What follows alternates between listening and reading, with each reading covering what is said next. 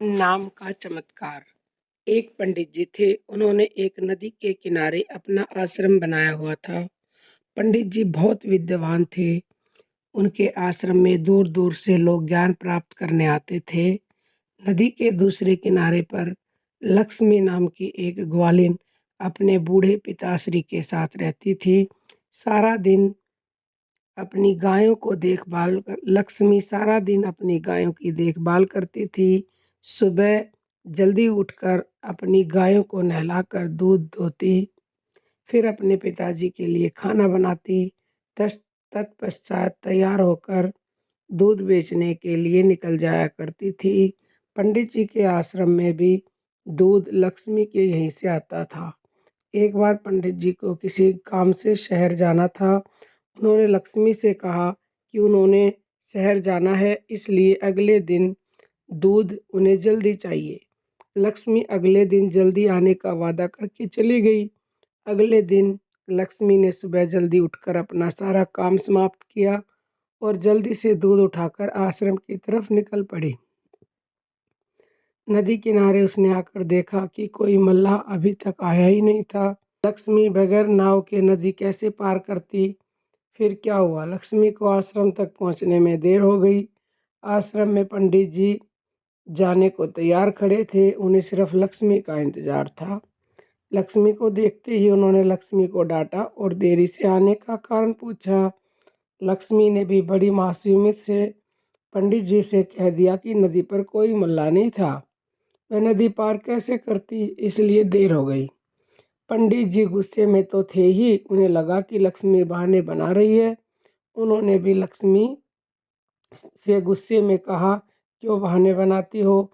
लोग तो जीवन सागर को भगवान का नाम लेकर पार कर जाते हैं, तुम एक छोटी सी नदी पार नहीं कर सकती। पंडित जी की बातों का लक्ष्मी पर बहुत गहरा असर हुआ। दूसरे दिन भी जब लक्ष्मी दूध लेकर आश्रम जाने लगी तो नदी के किनारे मल्लाह नहीं था। लक्ष्मी ने मल्लाह का इंतजार किया। उसने भगवान को याद किया और पानी की सतह पर चलकर आसानी से नदी पार कर ली। इतनी जल्दी लक्ष्मी को आश्रम में देख पंडित जी हैरान रह गए। उन्हें पता था कि कोई मल्लाह इतनी जल्दी नहीं आता है। उन्होंने लक्ष्मी से पूछा कि तुमने आज नदी पार कैसे की? लक्ष्मी ने बड़ी सरलता से कहा, पंडित जी आपके बताए हुए तरीके से मैंने भगवान का नाम लिया और पानी पर चलकर नदी पार कर ली। पंडित जी को लक्ष्मी की बातों पर विश्वास नहीं हुआ। उसने लक्ष्मी से फिर पानी पर चलने के लिए कहा।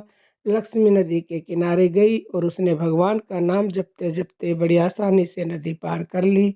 पंडित जी हैरान रह गए।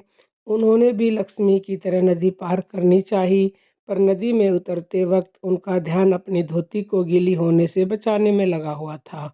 वह पानी पर नहीं चल पाए और धड़ाम से पानी में गिर गए।